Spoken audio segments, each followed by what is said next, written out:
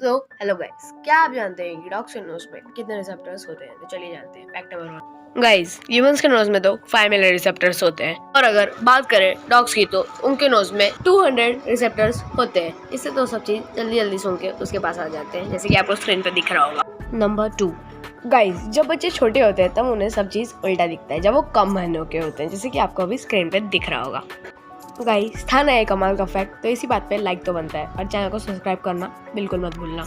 Number 3 guys, जब आप snoring करते हो यानी कि जब आप खराटे लेते हो सोते वक्त, तब आप सपने नहीं देख सकते, यानी कि ड्रीम से देख सकते हैं। गाइस, अगर आपको वीडियो अच्छी लगी हो तो please like share and subscribe. मिलते हैं अगले वीडियो में।